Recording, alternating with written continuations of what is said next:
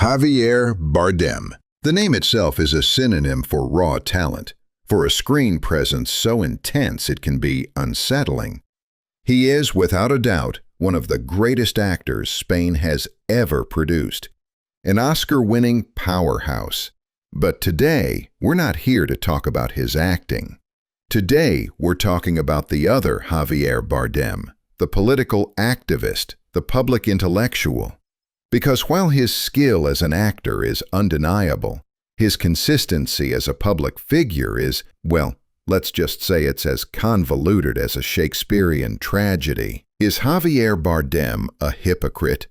Is he another classic case of a wealthy elite preaching to the masses from a golden throne? Let's look at the evidence. First up, the anti-capitalist in the capitalist paradise. Bardem has frequently positioned himself with anti-capitalist rhetoric, criticizing a system he claims oppresses the weak. A noble sentiment. The problem emerges when you check his real estate portfolio. He doesn't live in a modest apartment in Madrid. He lives in a multi-million-dollar home in one of the most exclusive, expensive enclaves on Earth. It's easy to condemn the system when your Hollywood paychecks allow you to buy a piece of its most prized real estate. Next, we have perhaps the most visual contradiction, the environmentalist and his gas-guzzling tank.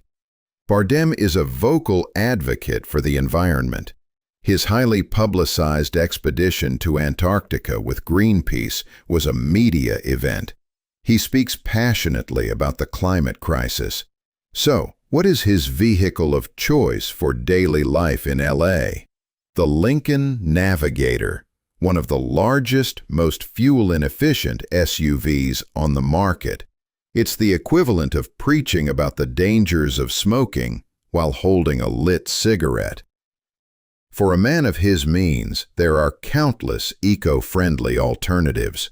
But the comfort of his personal tank seems to outweigh the commitment to his own message. Then there's his stance on Israel. Bardem has been fiercely critical of the Israeli government, even signing manifestos that have been widely condemned as anti-Semitic. That's a controversial political position he's entitled to, but life has a sense of irony. When his wife, Penelope Cruz, gave birth to their first child, they chose Cedars-Sinai Hospital, a world-class institution, famously founded and historically run by the Jewish community. So, for the most important moment of their personal lives, the birth of their son, they trusted the excellence of a Jewish institution that, on the political stage, he vehemently criticizes. Now let's talk about the champion of the working class. He often presents himself as a man of the people, a defender of the common worker. However, back in 2010, his own restaurant, Bardacilla, laid off 11 employees. It seems that when progressive ideals meet the harsh realities of running a business, Bardem applies the same capitalist principles he publicly decries. And this brings us to the crown jewel of contradictions, the evangelist of taxing the rich. Bardem advocates for wealth redistribution, arguing that the rich should pay more taxes to support the less fortunate.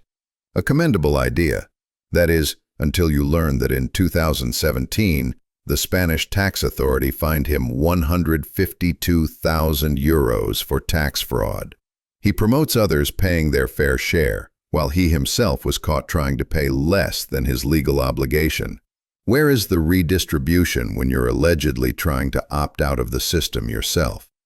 So, what are we left with? An anti-capitalist who enjoys the fruits of capitalism. An environmentalist who drives a pollutant vehicle. A fierce critic of an institution who relies on that same institution's services for his family. A defender of workers who lays off his own employees. A proponent of higher taxes who was fined for tax fraud. This isn't about attacking his political beliefs, which can be as valid as anyone else's. This is about the staggering gap between his rhetoric and his reality. It's the champagne socialist syndrome. preaching sacrifice and radical change from a position of immense luxury and privilege that is completely inaccessible to the vast majority of people he's lecturing. Javier Bardem is a phenomenal actor, but as a public figure, his most inconsistent performance is the one he gives in real life. And perhaps that's the biggest lesson here. Before we take moral and ethical guidance from celebrities, no matter how famous, we should take a close look at how they live their own lives. Because sometimes, the fiction on screen is more believable than the facts off it. What do you think?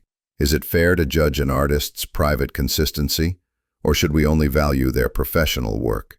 Let me know your thoughts in the comments below. If you found this exploration interesting, please give the video a like and subscribe for more. Thanks for watching.